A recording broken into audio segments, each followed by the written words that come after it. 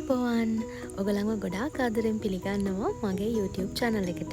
ඉතින් අද මගේ YouTube channel එකේ පළවෙනි වීඩියෝ එක විදිහට මට හිතුණා ඔයගලත් එක්ක share කරගන්න හිස කෙස් වල තියෙන ගැටලු ඔක්කොම නැති කරන්න පුළුවන් ස්වභාවික hair oil එකක් ගැන.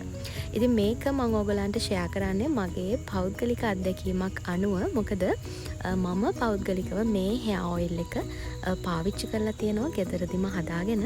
ඉතින් ඒක නිසා මට හිතෙනවා මේ hair oil එක ගැන ඔයගලන්ට share කරන්න ඕනේ කියලා.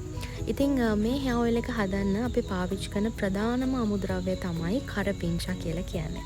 ඉතින් මට නම් ඇත්තටම කරපිංචා හොයාගන්න හරිම ලේසියි. මොකද මම ගමක ජීවත් වෙන කෙනෙක්නේ. ඉතින් ඕගොල්ලන් බෝඩින් එකක වගේ ජීවත් වෙන කෙනෙක් නම් ඕගොල්ලන්ට පුළුවන් ෆ්‍රෙෂ් curry leaves ගන්න කීල්ස් එහෙම නැත්නම් ෆුඩ් සිටි එකකින් උනත්. ඉතින් මේ විදිහට කරපිංචා ටික අපි මුලින්ම අරගෙන ඒක ටිකක් වොෂ් කරලා පිරිසිදු වතුරෙන් සෝදලා මද පවනේ පොඩ්ඩක් වේල ගන්න ඕනේ. ඊළඟට අපිට අවශ්‍ය වෙන ඊළඟ ඉන්ග්‍රීඩියන්ට් එක තමයි රතු ලුණු කියලා කියන්නේ. මම නම් ගත්තේ කරපිංචා ඇති 15ට රතු ලුණු ගෙඩි 4ක් වගේ ප්‍රමාණයක්. ඉතින් මේ ඔක්කොම පොඩ්ඩක් මද පවනේ වේල ගන්න ඕනේ. මෙන්න මේ විදිහට මම මද පවනේ වේල ගත්ත කරපිංචා සහ රතු ලුණු ඔක්කොම ටික මේ විදිහට භාජනයකට දාගන්න ඕනේ. අනිත් කාරණාව තමයි මේ ඔක්කොම ටික අපි ඔයාලට පුළුවන් බ්ලෙන්ඩ් කරගන්න. එහෙම නැත්නම් වංගෙඩියකට දාලා පොඩ්ඩක් මේක කොටා ගන්න පුළුවන්. හැබැයි ගොඩාක් කුඩු වෙන්න කොටා ගන්න අවශ්‍යමත් නැහැ. ඊළඟට අපිට මේකට අවශ්‍ය වෙන ප්‍රධාන ඉන්ග්‍රීඩියන්ට් එකක් තමයි උළු හාල් කියලා කියන්නේ. ඉතින් උළු හාල ඔයාලට පුළුවන් කබලකට දාලා මේ වගේ පොඩ්ඩක් බැද ගන්න. හැබැයි කර ගන්න එපා.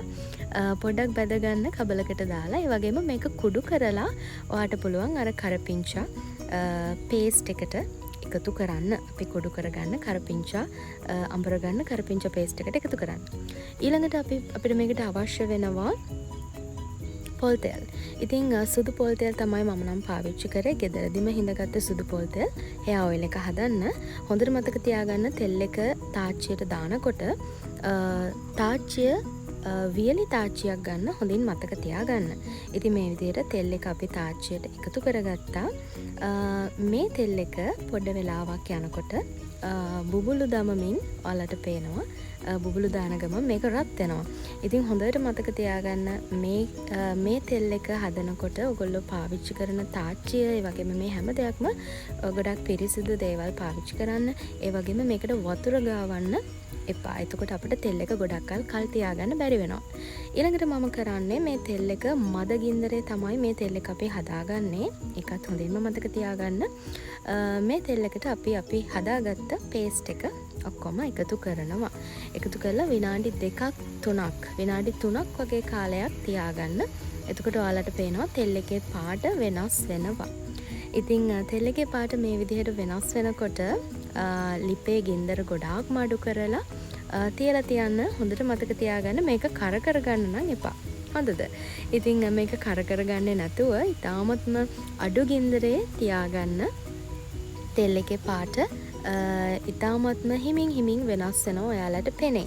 ඉතින් ඔයාලට පුළුවන් නම් මේ පේස්ට් එක කරපිංචා සුදු ලුණු ඒ වගේම උළුහාල් පේස්ට් එක ගොඩාක් පොඩි වෙන්න කොටලා එහෙම නැත්නම් බ්ලෙන්ඩ් කරලා ගන්න. මේ තෙල් එකේ තව හොඳ කලර් එකක් හොඳ තද පාටක් ඕගලන්ට ගන්න පුළුවන් වෙනවා.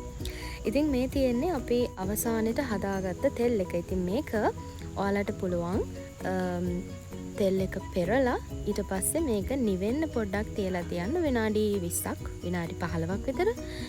මේ තියෙන්නේ අපි හදාගත්ත තෙල් එක. ඉතින් ඔයාලට පේනවා ඇති මේ තෙල් එකේ පොඩි කරපිංචා කෑලි මේ දේවල් තියෙනවා. ඉතින් ඒක ප්‍රශ්නයක් නැහැ. හොඳට මතක තියාගන්න මේ තෙල් එක හදනකොට විශේෂයෙන්ම තෙල් එකට වතුර ගාවන්න එපා. ඔයාලා පාවිච්චි කරන භාජන තාච්චි මේ හැම දෙයක්ම ඉතාමත්ම වියලි ස්වභාවයෙන් තියෙන ඒවා පාවිච්චි කරන්න හොඳට මතක තියාගන්න. ඉතින් ඔන්න ඔය විදිහට තමයි අපේ hair oil එක පාවිච්චි කරේ. මම නම් සාමාන්‍යයෙන් මේ hair oil එක පාවිච්චි කරන්නේ මම නාන්න විනාඩි 40කට විතර කලින්. මොකද අපි වැඩට යනකොට ගොඩක් වෙලාවට තෙල් ගාගෙන යන්න අමාරුයිනේ නේද? ඉතින් ඒක නිසා මම නම් ඔයිල් එක පාවිච්චි කරන්නේ විනාඩි 30කට 40කට විතර කලින් නාන්න. මේ ඔයිල් එක ඔයාලටත් හදලා පාවිච්චි කරන්න පුළුවන්. ලොකු වෙනසක් තියෙයි. ඊට පස්සේ ඔයාලට පුළුවන් මේක හිස් බොටල් එකකට දාලා වියලි බෝතලයකට දාලා තියලා තියාගන්න. ඉතින් thank you for watching. Bye.